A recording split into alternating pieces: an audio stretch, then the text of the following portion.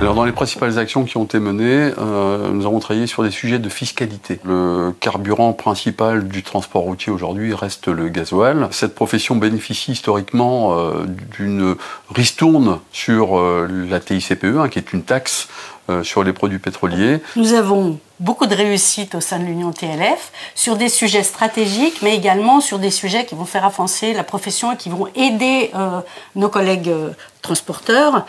C'est par exemple une action sur le permis de conduire, sur la vérification des permis de conduire. Principalement, trouver des solutions énergétiques compétitives permettant d'abaisser très fortement l'empreinte carbone. Et un dernier sujet, c'est le sujet de l'attractivité du métier, notamment attirer des talents dans les professions du transport et de la logistique. Alors en 2024, mais comme les années précédentes, nous avons bien entendu beaucoup travaillé sur la question des ZFE, et on a pu travailler effectivement sur des sujets d'harmonisation qu'on souhaitait depuis longtemps, de manière beaucoup plus claire.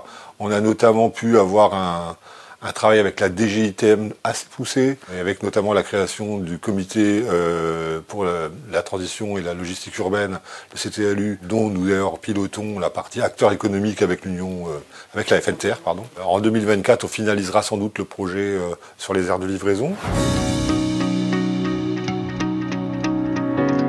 La principale action menée par la commission fluviale actuellement est la participation à la stratégie nationale fluviale. Il s'agit de mettre en avant le transport fluvial, davantage le faire connaître et notamment répondre aussi aux objectifs écologiques. Une autre action qui est menée déjà depuis l'année dernière, en fait, dans le cadre d'une collaboration avec les différentes fédérations de transport, l'ADEME et Voies navigables de France, a été créé le programme Remove. Le fait aussi en interne chez TLF, de faire davantage connaître le fluvial pour développer le report modal, notamment par le biais des commissionnaires de transport.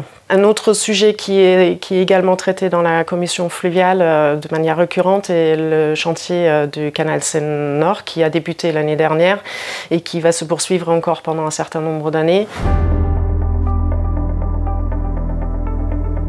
Les deux principaux axes pour cette année ont été l'étude de l'indice CNL et puis tout ce qui avait trait à la transition énergétique. Et c'est le verdissement des flottes et la manière dont il doit être conduit. Il va falloir trouver des leviers pour inciter à transformer ces véhicules alors vers l'électrique ou vers d'autres énergies propres. Tout l'objectif, c'est finalement de cranter. On va continuer les efforts et on va aller toujours plus loin, toujours plus haut, toujours plus vert. On pourrait même dire finalement prendre en compte les spécificités à nouveau de nos clients et de nos propres sociétés respectives pour faire en sorte que finalement la transition énergétique, le verdissement soit un sujet durable.